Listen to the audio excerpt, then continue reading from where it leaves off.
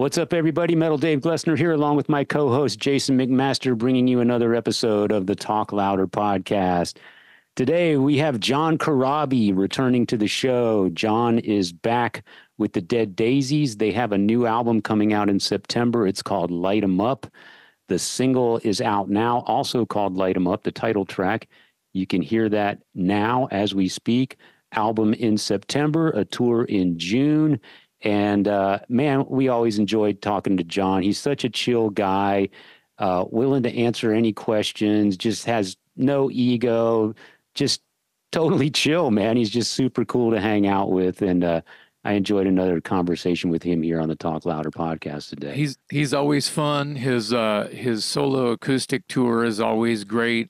He's very soulful writer and singer. He's got that cool grit and that super old school storyteller vibe to his solo stuff. But I don't think it's much different with the Dead Daisies. It's just a little bit more like old school classic rock style. And I think that that's important now, where everybody's trying to reinvent rock music and do something different with it. I think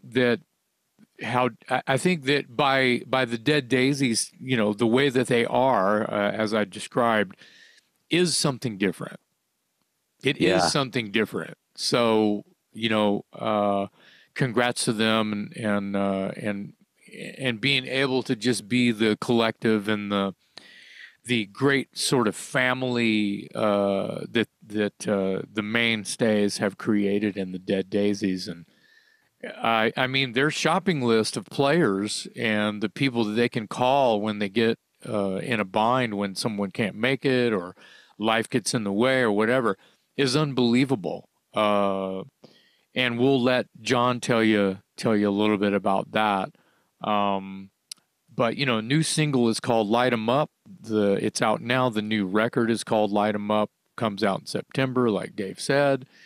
And I have a question for you in our little intro here. Yeah. Who was the driver on a Dangerous Toys Niels Lozauer, famous photographer Niels Lozauer?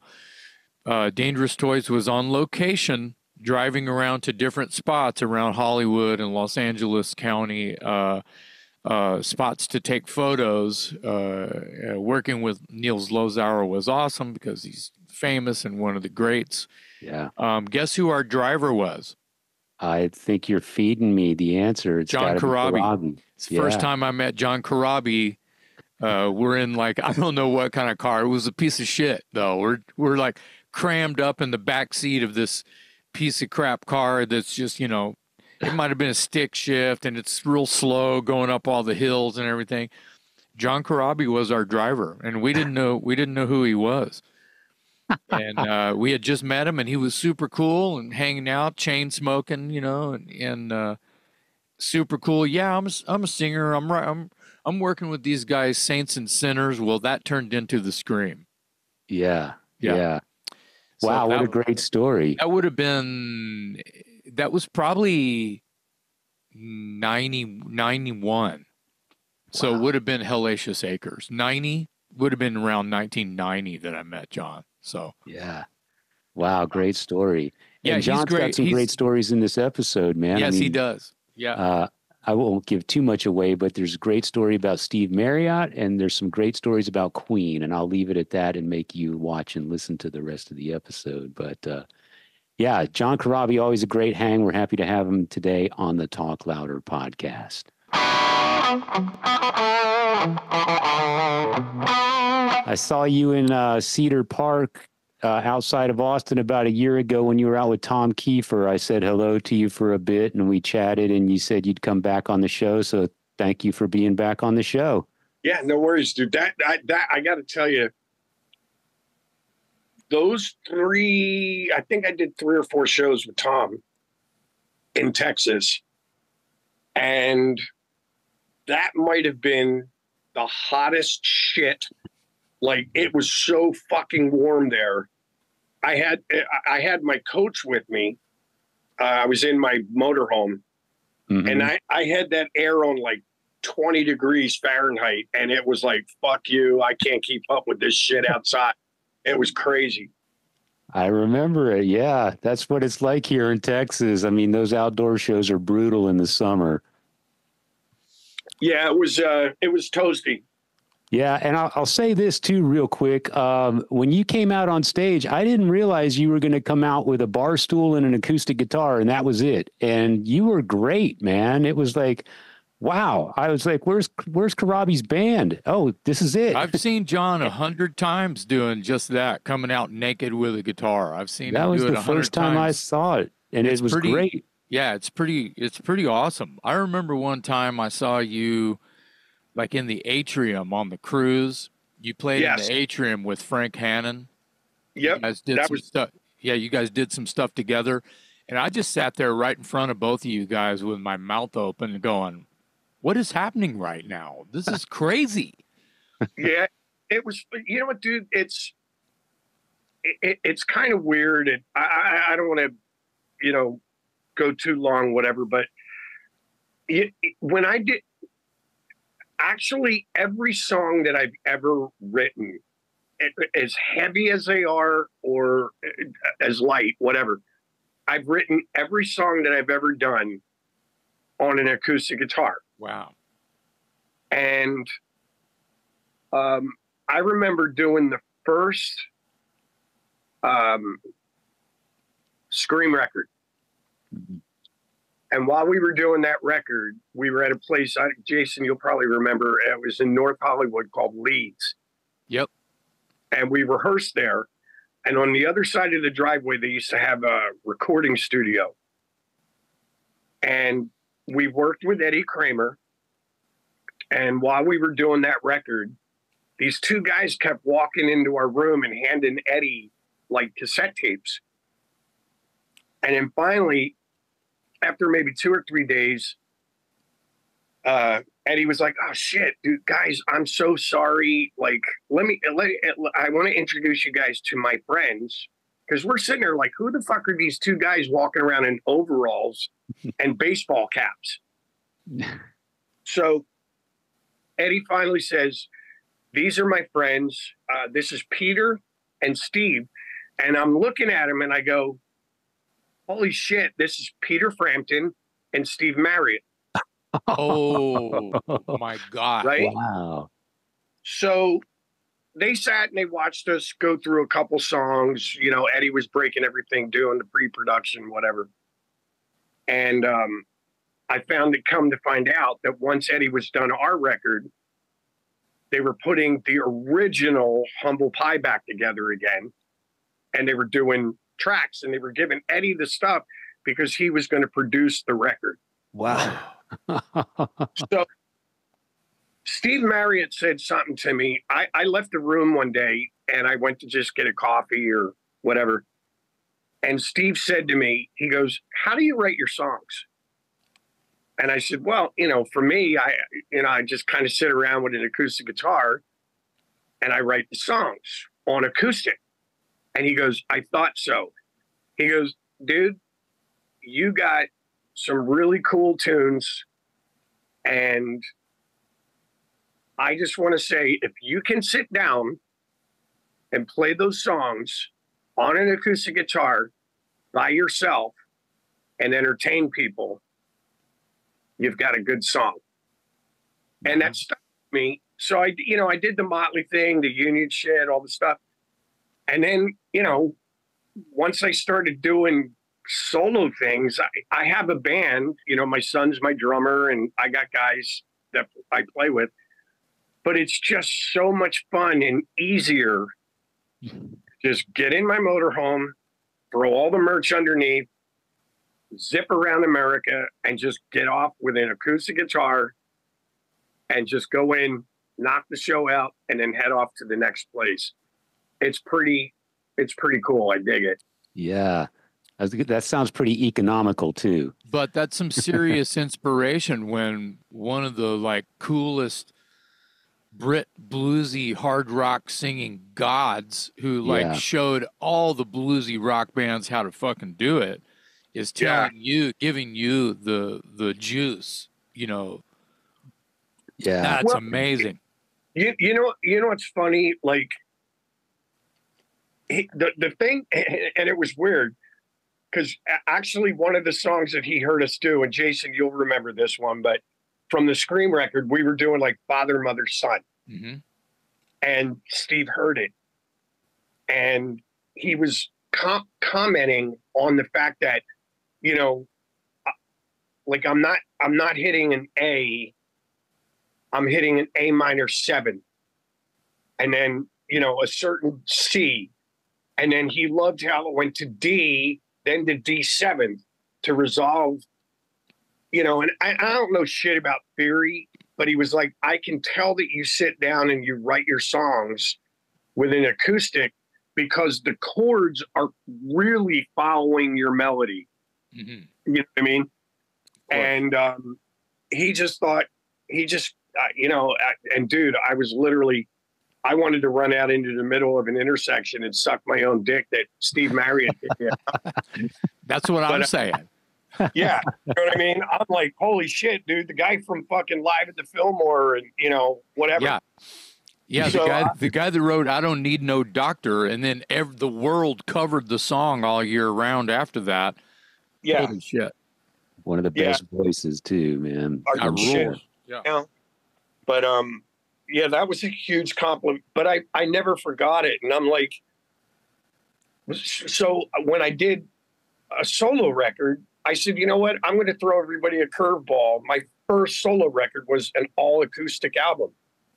And I just said, you know, fuck it, Steve, you know, if it's whatever, if it's good enough for Steve Marriott, it's good enough for anybody that listens to it. So yeah, deal with it. Yeah, absolutely. Absolutely. Man, those are the kinds of studio guests you don't mind barging in, right? Oh, dude. Like once I realized, because we were at the other end of this room, it was a huge room we were rehearsing in. And these two guys would come in, hand Eddie a tape, talk with him for a second and leave. And then finally he goes, oh, this is my friend, Peter and Steve. Yeah. And then, you know, it's one of those things where as you're walking up and getting closer to them to shake their hand, you sit there and you go, holy shit, that's the face from Frampton Comes Alive. Yeah. And oh my God, this guy's even shorter. He's awesome. Like that's fucking Steve Marriott, the voice. Right. You know what I mean? Yeah. So I don't know, dude. The whole thing was a blur. It was awesome. And, you know, we got to jam with them a little bit. Wow. It was pretty cool. In the studio with hobbits. That is a great story. That's an awesome story. There was nothing Hobbit-ish about that man's voice. I'm sure. No. Gigantic. Yeah. Wow. So, John, you've got a new Dead Daisies single just came out called Light 'Em Up. There's an album of the same title on the way in September. You were in Dead Daisies from about 2015 to 2019 and then took a break and went off and did some of your own stuff. Now you're back. Why is now the right time to come back to Dead Daisies? Well, you know, to be honest, I never really burned that bridge. You know what I mean? I was friends with him. It was, and my reasons for leaving were nothing more than personal. You know, a quick little nutshell here. About 4 months prior to me joining the Daisies, I had just gotten married. Okay. That's number one. Number two, my son flew out to Nashville and moved here to be in Dad's solo band as my drummer. Nice. Okay. And, you know, then I get offered, you know, 4 or 5 months later, I get offered this Dead Daisies gig. And we did this first record called Revolution. And for some reason, it just blew up. And the band went from doing like, you know, Camden Underground and whatever to like these huge festivals and bigger places. And so we were constantly on the road. And then when we weren't on the road, we were in the studio and then right back on the road again. And which, to be honest, most people would kill for. Yeah. But I'm, on the other hand, I've got my son in one ear going, Dad, you fucking suck. I moved to Nashville to be in your band. Then you fucking joined this other band. And that, blah, blah, blah. And then I got my wife in my other ear going, well, it was great marrying you for 4 months. And now you're gone, yeah. you know. So come 2019, I just said, you know what, guys, like, I really appreciate this opportunity. I think I need to just step off the roller coaster for a minute. I'm going to continue to go do some solo shows at my own pace, not somebody else's schedule. Yeah. You know, because, you know, it was pretty maniacal for a minute there. Like we were just constantly going. Yeah. And so I did 2019, and then who saw 2020 coming with COVID and everything? So it was almost 3 years of nothing. But I still remained friends with the guys. Glenn Hughes came in. They did a couple great records with Glenn. But even at one point, Glenn was sick, and they were getting ready for a tour. So they asked me to come up to New York and just kind of rehearse with them and run them through their paces, which I did. So we always remained friends and, you know, all this other stuff. Well, then, you know, Glenn eventually decided I'm going to go back and do my Deep Purple shit and my Black Country Communion shit. Right. I'm going to take off. So David flew down here to Nashville, and all he said to me was, we want to get back to the fun, and we're not going to kill ourselves in the process like before. Yeah. Yeah. And I was, sign me up. Let's go. Yeah. So that's what we did. Last year we went on tour. I have to admit, I was a little nervous about coming back into the fold after Glenn Hughes. Right. But you know what? The fans were like totally supportive.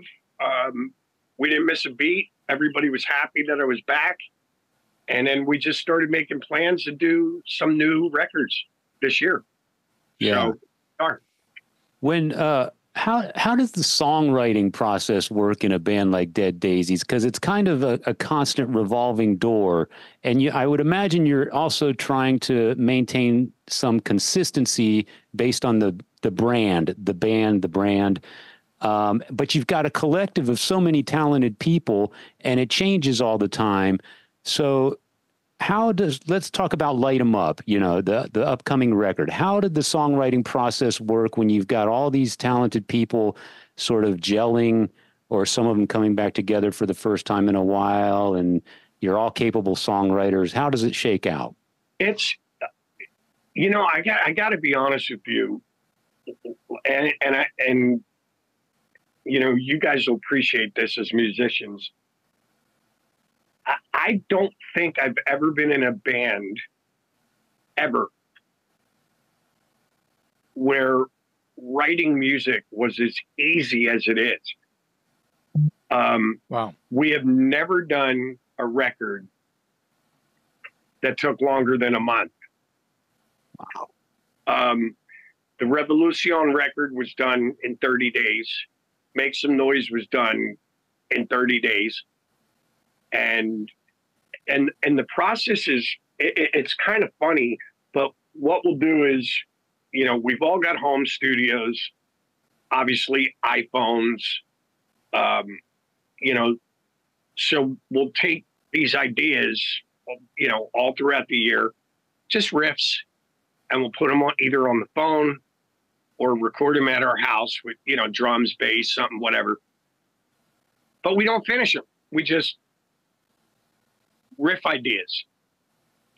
And then, like this record, for example, the management set up a couple of drop boxes for us, and they just said, hey, you know, throw your ideas into the drop box.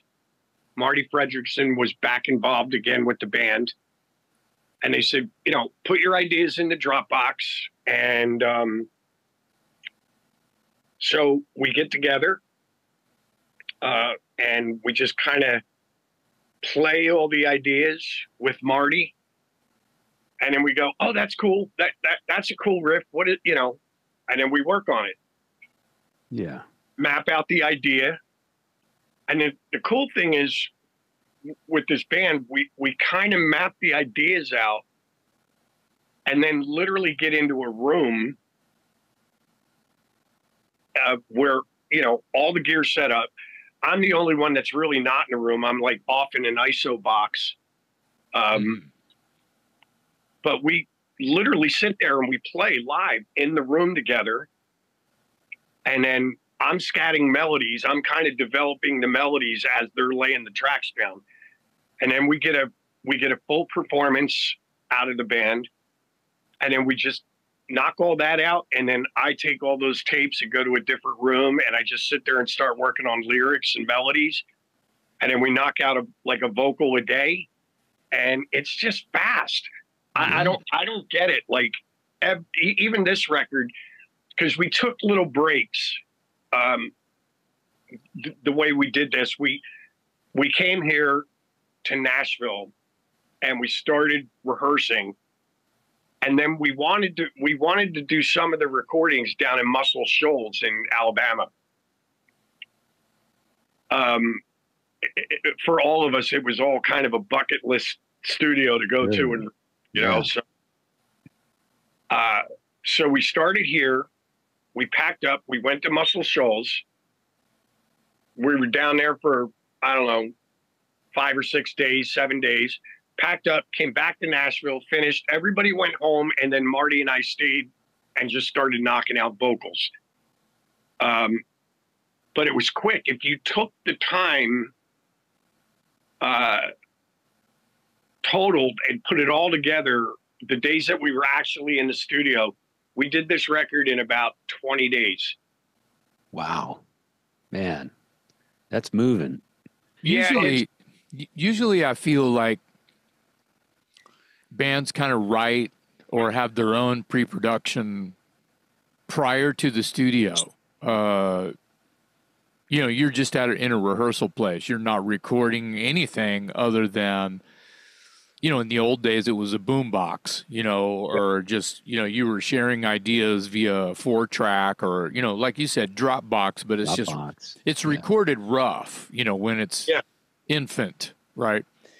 Where so you were actually in a studio coming up with your ideas and scatting vocals and stuff like that. Is that right? Yeah, dude, it's the funny thing, like, again, you'll appreciate this, but like, it'd be like, walking into the studio with the riff to Heartbreaker, down, down, down, da da da da da da, and everybody goes, "That's cool." Yeah. And we start working on it, and then the song just kind of develops over the next 8 hours or so. We map it out, record it live in the room, and put it to bed and move on to the next thing. We just get the bed tracks together. And then Marty and I, the guys will fly home, and Marty and I sit there. We'll sit there. Like, I can tell you right now, just for example, none of the guys heard the actual finished song, Light 'Em Up, because they just did the bed tracks and went home. I stayed with Marty, and we came up with lyrics and titles and all that stuff, and I sang it. And the guys are like, "Hey, dude, how's it sound? How's it sounding?" "Oh, killer, man. You got to hear it." They just got a copy of the record, like, 2 weeks ago. And they're like, so they're all texting me now, like, "Dude, you sang your ass off. It's killer." You know what I mean? So yeah, it's kind of work. Like, so they'll leave and go home. And then I just sit with Marty, write the lyrics, get into the studio, sing it, put it to bed. And then the next day I come in and I'll sing the next song. Right. So we're doing a song a day. But my point, but my point was, it seems like it's a bit of a leisure these days anyway, to be able to go into a studio with no ideas and just start working on, with no riff, no songs. And then 20 days later, you have a full record done. That's kind of a leisure, but it's also not unheard of on the other side of the same coin that, there's not one way to make a record. No, there's not. Yeah. And say this, dude. So, like, my first record with the Daisies was called Revolution. We recorded it in Australia. Wow. So I bet that was fun. yeah, it was cool. It was awesome. But we go down to we went to Cuba, and I think those 2 shows that I did with the band in Cuba was kind of like, okay, let's see what this guy's all about. Because, you know, management and everybody wanted to make sure I was the right guy for the whatever.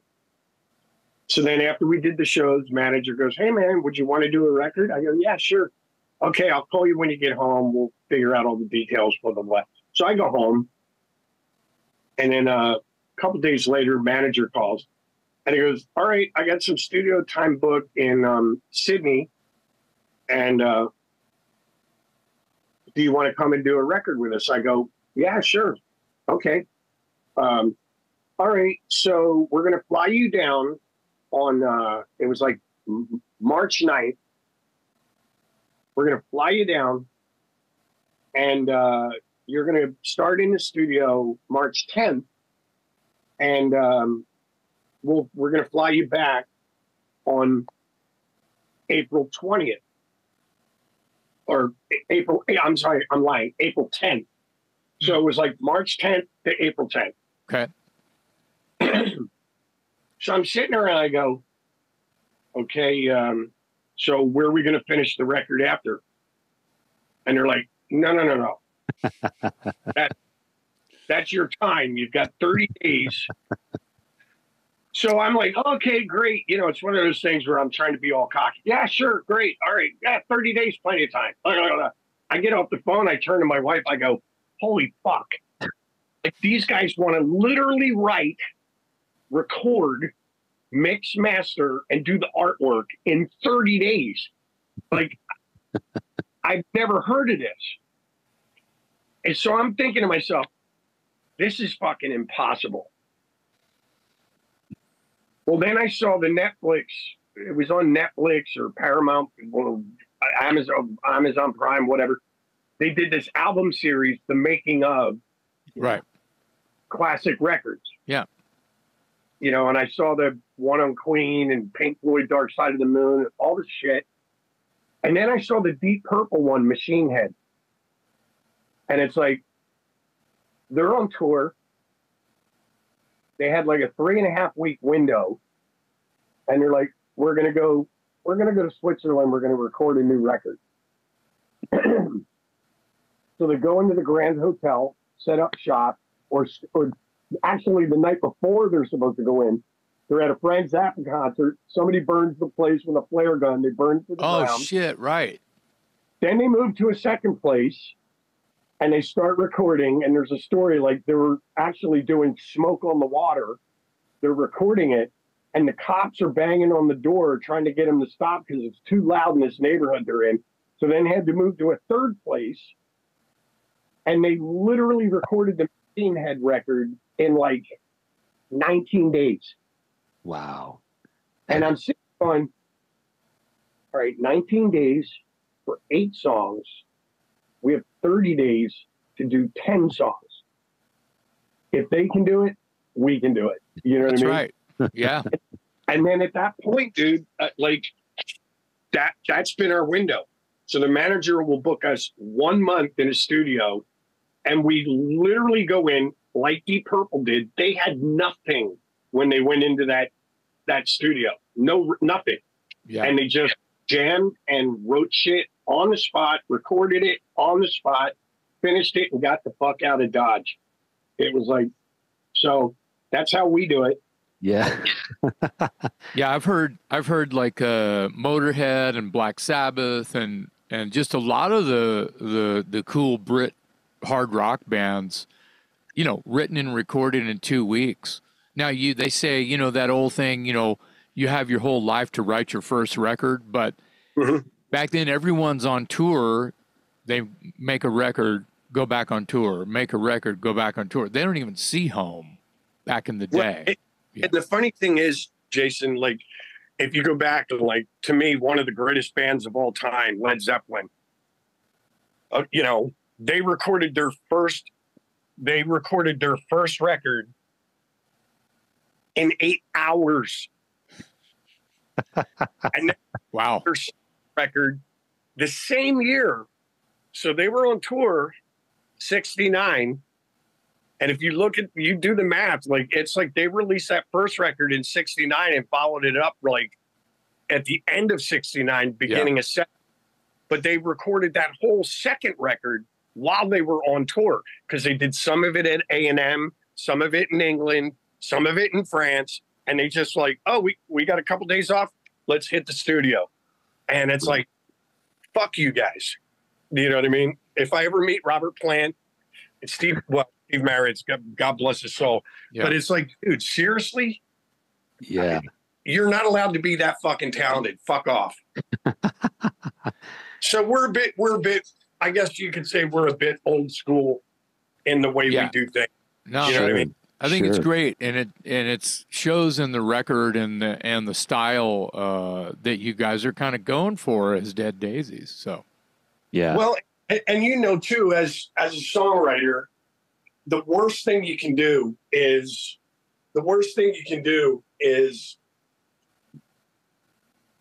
like give a musician time to think about what he did. Yeah. Because then it's like, you know, I'm sure Jimmy Page and Robert Plant could sit and look at Stairway to Heaven and go, you know, if we would have put a B minor here, it would have been so much cooler. Yeah. Yeah. Don't leave them any time to second guess themselves. Yeah. And John, I'm that animal. I will second guess myself if given the opportunity. But it's like, yeah. So we just kind of we'll like write something and we go, oh, this is kicking us in the nuts. Let's lay it down. And then we put it to bed, because it's like, if we sit there and overthink it, we'd be in the studio for years. Yeah. You'd be Boston. Pretty much. Yeah.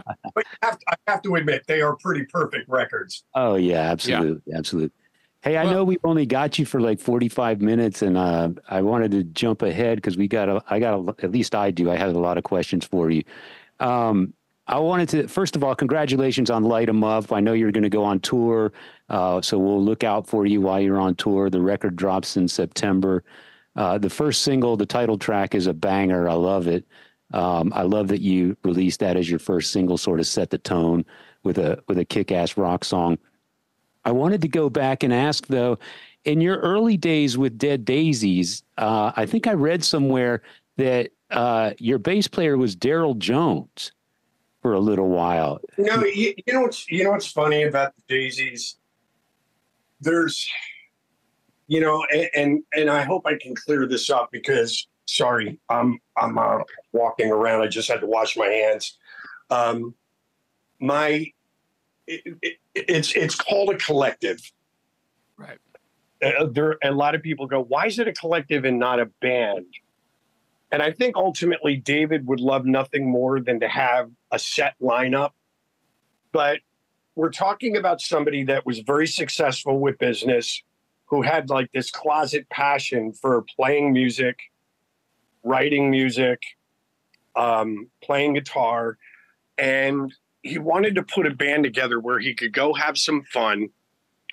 And so when he did, he started this thing in Australia with a gentleman named John Stevens, an amazing singer, who was in a band in Australia called Noiseworks. But also when Michael Hutchins passed away, he took Michael's place in INXS. Wow.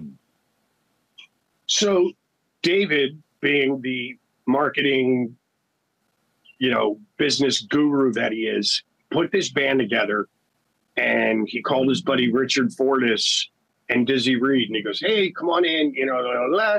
And he's got John from INXS, and then he's got Marco Mendoza, who was in Whitesnake, and then Lizzie, and then they had it. I can't remember who the original drummer was, but David's like, you know what? I'm going to call it because of all the names of the people that I have here, knowing that at any moment Richard and Dizzy could leave and go back to Guns N' Roses, or John could go back to NXS, or any of the.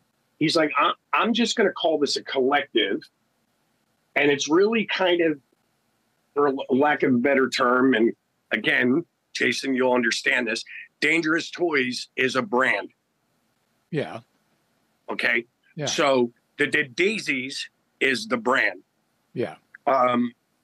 You know, and it's unfortunate. Like when we did that first record, we had an amazing tour with Dizzy and Richard, but literally about 3/4 of the way into the tour, they got the phone call from Axl. Hey, we're doing that Not in This Lifetime tour. We want you guys, you know, we got rehearsals. We're going back out. So they told us, then we brought Doug in, you know. Now there's also a large portion of the names that are in the Dead Daisies family that are just really good friends of ours that for one reason or another, Daryl did the Cuba shows with us. And there was a few shows that Marco couldn't do. Daryl came in, filled in, and then went back to doing the Stones. Yeah.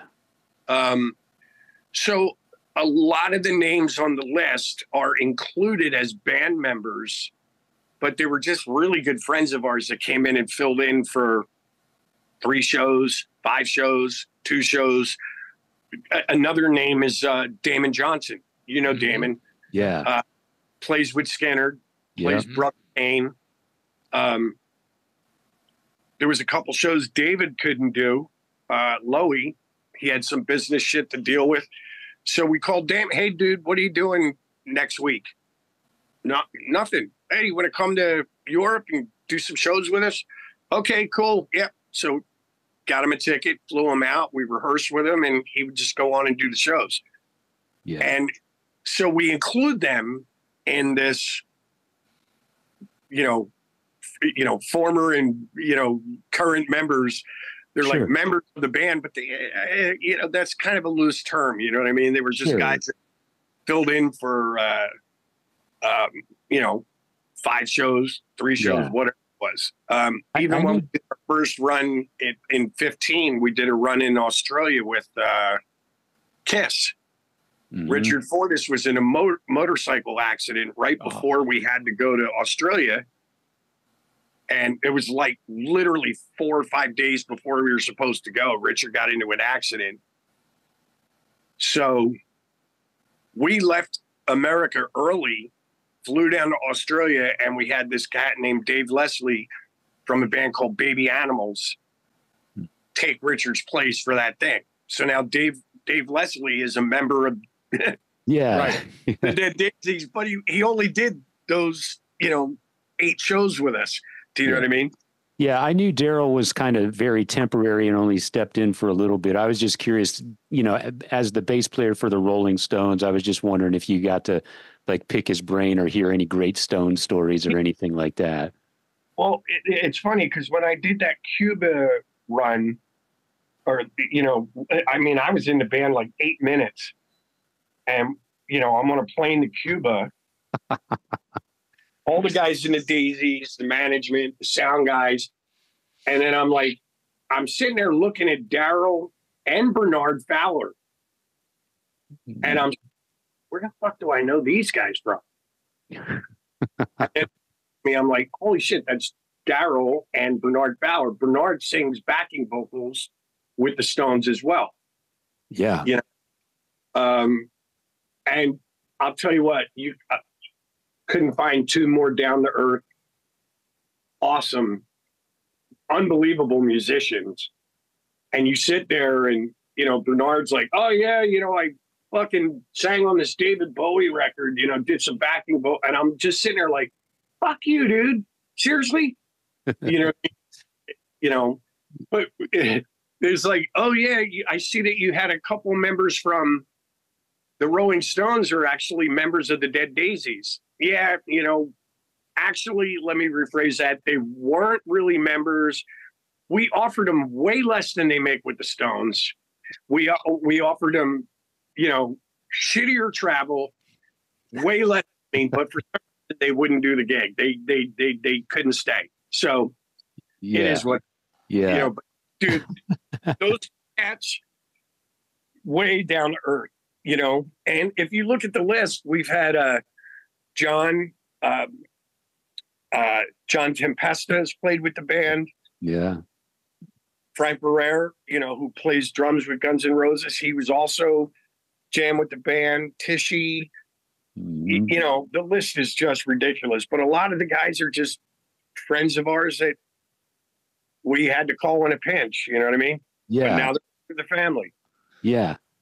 I was gonna say it does sound just like a giant family, and sure, you guys pick them up and let them stay as long as they feel, and it seems to be a friendly, open door. Yeah, it is. I mean, but it was like everybody. Even when I left the first time, everybody was like thinking there was like this shit show, horrible, and I'm like, nah, I'm good. I'm good with all the guys in the band, the Daisies. Yeah. Like, no, I just stepped off the carousel for a second, Sure. So, but it's an odd scenario. I know a lot of people don't get it, but it's honestly, it's probably of all the bands that I've been in, it's the fastest band I've ever worked with in the studio. And it's the least amount of pressure to do anything. Yeah. Because they're like, hey, we're going on tour from February to March. Is everybody available? No, I'm not. Okay, dude, we're going to get Glenn Hughes to fill in for you. And but just call us when you're done doing what you're doing. All right, cool. It's easy, dude. It's really easy. Man, if we could all just be like that.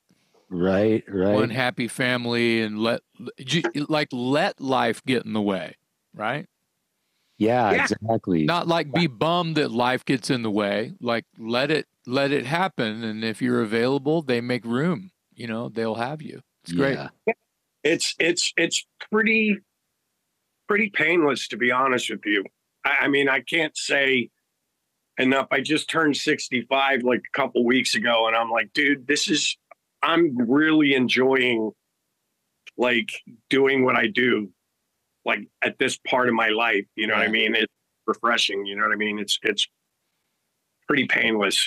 That's fantastic. It's great. Not a lot of people can say that. Yeah, exactly.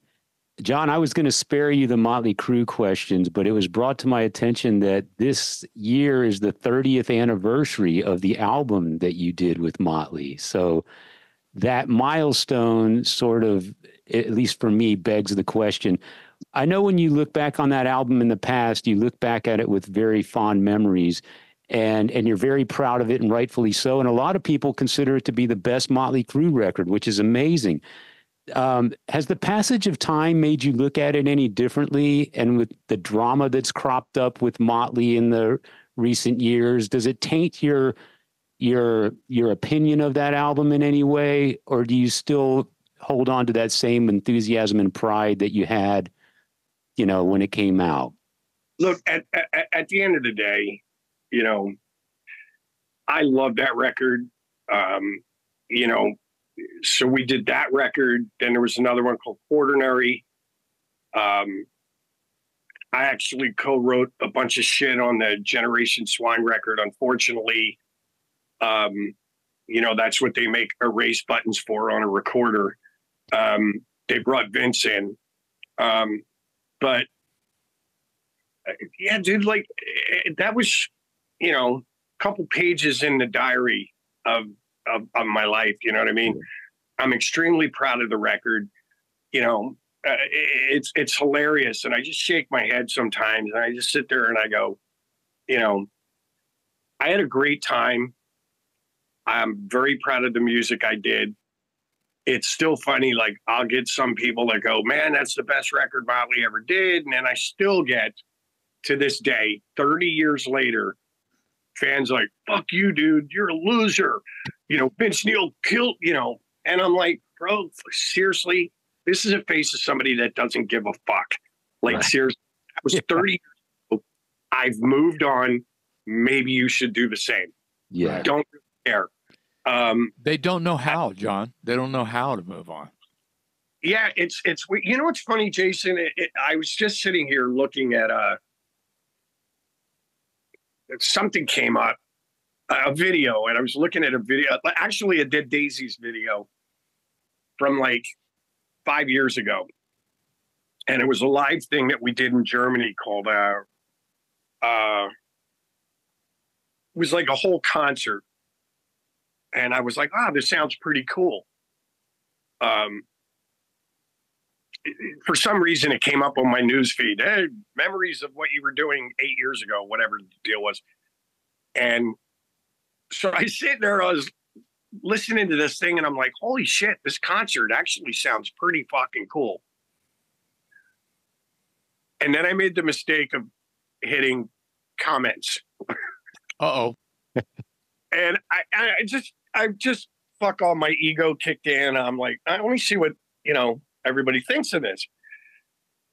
And it's hilarious to me that people will literally sit there. Most of the comments in regards to the band was, who does this singer think that he is? He's trying to dress like Steven Tyler. Look at his hair. He looks like Steven Tyler. And they're just going on, and they're saying, the singer's got a mediocre voice, or he's, and I just sit there and I go, all right, seriously? Put the donut down, get out of your mother's basement and off the computer, and go outside and take a walk. Like, seriously. It's amazing to me how some of the fans react about me being in Motley or, whatever. And then, or just they'll tell you like, hey dude, why do you have a beard? Like, or, hey dude, or one guy actually sent me a photo of a picture of me in the Scream, and then a picture of me from like 8 months ago. And he's like, bro, what happened? He put them side by side.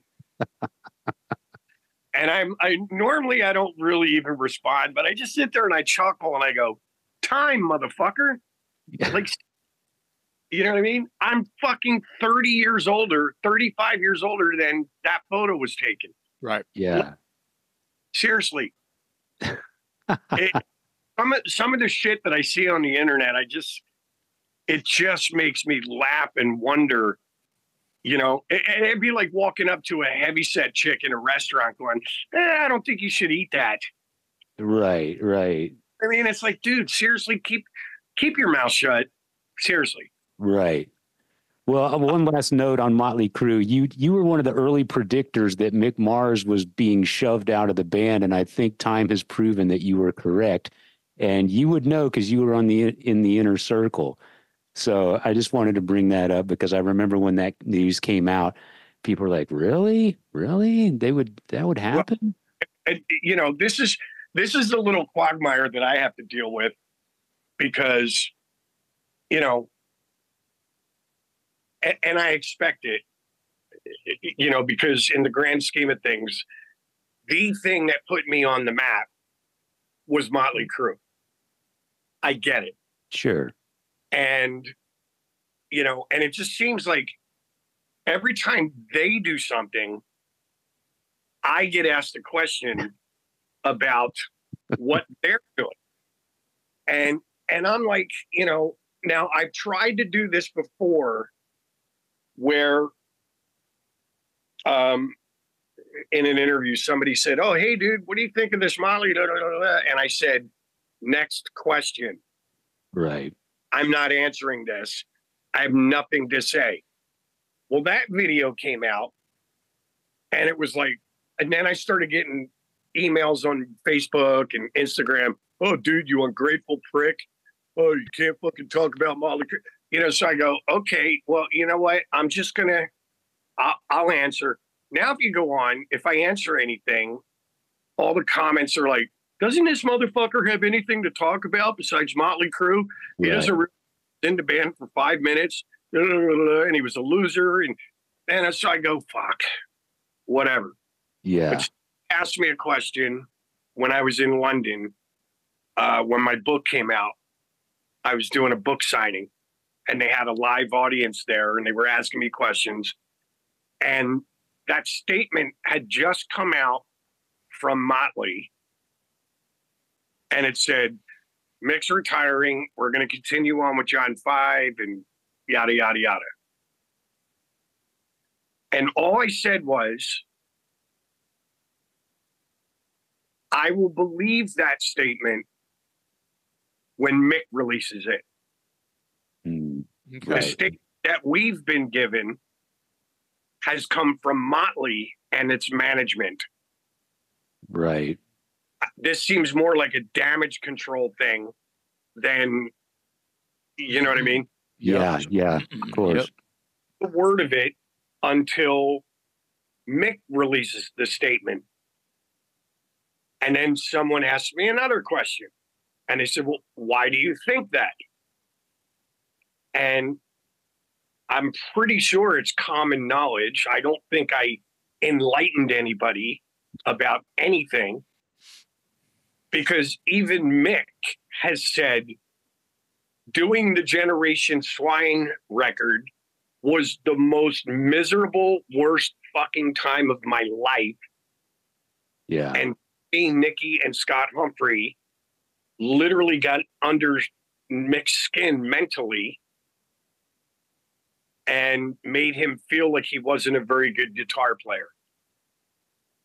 And at that point, I had been told that Vince was coming back.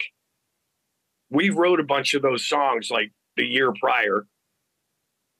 Vince is coming back, but the management had asked me to help them finish the record.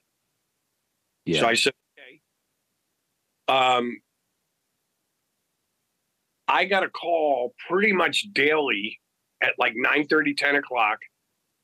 And it was Tommy, Nikki, and Scott all asking me to come into the studio early because they had Mick in the studio the night before.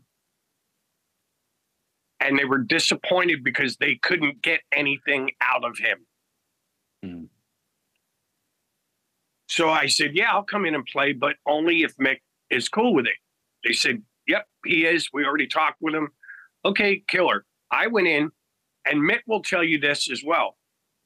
Probably 80% of the guitars on Generation Swine is me playing. Wow. Wow. So I know that they weren't happy with Mick during Generation Swine. I don't know who played guitar on, what was the next one? Was it New 2 or some shit? Saints of Los Angeles? No. There was one before that, New Tattoo, I believe. Yeah. Before. Yeah. New Tattoo. Yeah. And they had Randy Castillo on drums. Right. I don't know who played on that record, but I can tell you after that, they did several new songs for the Red, White, and Crew record. Mm-hmm. That was DJ Ashba on guitar. Mm-hmm. Yeah. Wow. They did Saints of Los Angeles. DJ. Also DJ Ashba on guitar. And then when the soundtrack for The Dirt, it was John 5. Mm-hmm. Yeah. So when they released that statement, I just went, and then as you've all seen, you know, wait, who was it? It wasn't, who was the bass player in Ozzy's solo band? He was, Bill Susan? No, the guy that helped write, I'm having a brain fart right now. Bob Daisley. Oh, Bob Daisley. Yeah. Bob Daisley then went on, you know, record saying, dude, when we did the Bark the Moon tour, they were trying to get Jake Lee to join their band back then. Wow. And get rid of Mick and get Jake in. Yeah. So this is all, I'm not telling anybody anything new. This has all been in the press. Mick has stated things about the Generation Swine record. there was a big feud between Tracy Guns and Nikki Sixx back in the day when they were doing Brides of Destruction.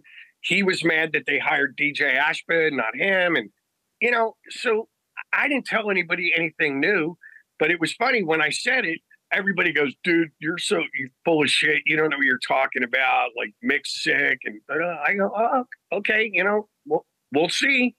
Right. Right. Yeah. And I have to admit, the morning it came out that Mick was suing them, my phone just started blowing up. Oh, hey, dude, sorry. I said, you know, hey, dude, sorry. And I wasn't gloating or anything. I didn't give a shit. I really don't give a shit. If you ask me a question, I'm going to give you an honest answer, but I don't give a shit either way. Yeah. That's their news. That's their dirty laundry they got to sort out. But it was just funny. Like I just catch flack all the time. It doesn't matter what I say, what I do. In regards to Motley, I'm gonna be the asshole. Whatever. Yeah. And I guarantee you a snippet of this will be on Blabbermouth tomorrow. Oh yeah. Well, I didn't mean to drag you down a dark dirt road, but you're right. Yeah, nothing you've said nothing you've said hasn't been documented before. People just, I guess they don't like to hear it from you or something. But I have that face only a mother can love, but whatever. Let's end this real quick on a high note. I think Jason has to go, but I wanted to ask you, I read somewhere, and Jason, I think will appreciate this. Jason, you have time for another one real quick? Another question with my friend John Corabi, of course. Okay. So, John, I read somewhere that you got to see Queen 5 times with Freddie Mercury. Is that right? Yes, sir. Tell us the tours and your memories of those shows because we're jealous. Now the tour, I don't remember what, because I kind of had it confused because I thought it was the Sheer Heart Attack tour, but apparently when they first came out with A Night at the Opera, they were still an opening act. Mm-hmm. Okay. But I saw them in a place in Philadelphia called the Tower Theater. Yeah. Opening Mott the Hoople. Wow. Mm-hmm. And I just sat there, and as soon as they went into "She Keeps Mowing It Down Now," I was like, "Oh fuck! I heard that song before. I had no idea what it was." Killer Queen. I started buying the records. I didn't see them on the night at the. Well, I guess it was the Night at the Opera tour, the very beginning. But then I saw them on Day of the Races, News of the World, Jazz, and live. Unreal. You're killing us, man. Dude, and I will say this, other than that first time I saw them, every other time I saw them, they never had an opening act. It was just this massive production. And they walked on stage and they played 3 hours. Wow. Fucking brilliance. I just sat there, and as campy as Freddie was at the end, you couldn't touch that guy. Like he just did the coolest shit. You know, he'd walk over to the piano, grab a bottle of champagne and pour himself a glass and take a sip out of it and then pour it on the fucking front row. Like, hey, all right, darlings, let's go. And but it was fucking brilliant. Unbelievable. Yeah. I'm very blessed to have seen that one. Wow. Yeah. We're envious. I never got to see Queen at all. The closest I came was seeing Brian May open for Guns N' Roses. But and I know Jason's a big fan of Queen. I don't want to keep Jason, but the Queen thing, if you read my book, there's a fucking hilarious story in the book.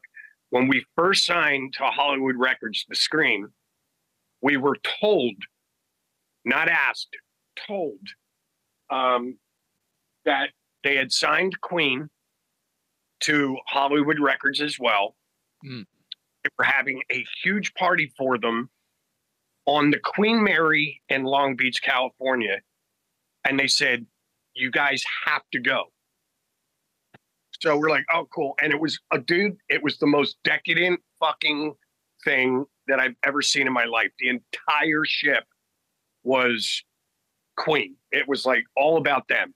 Fireworks display in the harbor, like the whole bit. But Brian May and Roger Taylor were the only two guys that showed up.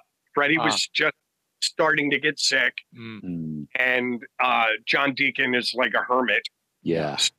They came to this party, and everybody was there. Metallica, it was crazy. Chili Peppers, everybody. So the red carpet, all of a sudden it's like music stops, and here comes Brian and Roger to walk through the red carpet thing. So everybody was just trying to get a glimpse of them. And I was standing everybody's standing. I was maybe two people back in the line, like in this group of people.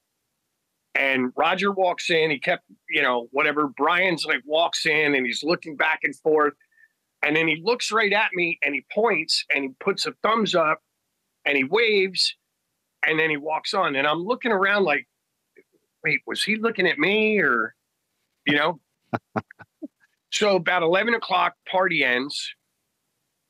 Juan Alderete and Bruce Bouillet, they split, went home early. So Walt, the drummer of the Scream, and myself, we stayed a little longer because it was a open bar and free food. Nice. And everybody's out. Walt and I are sitting at the bar and we're just bullshitting, finishing up a whiskey and a beer. And we're the only people left in this room. And who bellies up next to us but Roger Taylor and Brian May. Wow. So Walt goes over and he says, oh my God, guys, like so great to meet you. And then they were closing the bar. So Roger goes, oh, come on down to our room. So we go down to Roger Taylor's room. Walt and Roger immediately went into the bathroom. I don't know what they were doing. Okay. But I literally sat on the bed and I sat there and was talking to Brian for a second. I go, dude, like you waved at me. He goes, oh, mate, I thought you were somebody else. I thought you were. But we literally sat there with them just bullshitting, asking them about like Death on Two Legs and, the solo and this and whatever. And we just sat there and bullshitted with them for like another hour and a half. It was awesome. Oh, man. Incredible. Fantastic. That's fantastic. John, always a pleasure spending time with you, man. Thanks so much for joining us today and giving us a little extra time. I do appreciate it. Everyone needs to look out for Light 'Em Up. The new album from Dead Daisies is coming out in September. The single is out now. The tour kicks off in June. And we wish you continued success in whatever you do. You're a man of many hats, and we'll find you in another project next year doing something else amazing, I'm sure. Last go around, dude. It's the Dead Daisies and a couple solo shows here and there, but it's all about the Daisies now. So right on. Well, we'll look for you on tour. Again, everybody, the album's called Light 'Em Up. Look for it in September. The Dead Daisies are back with John Corabi. On behalf of my co-host, Jason McMaster, I'm Metal Dave, thanking our special guest, John Corabi, today on the Talk Louder podcast. Thank you, guys.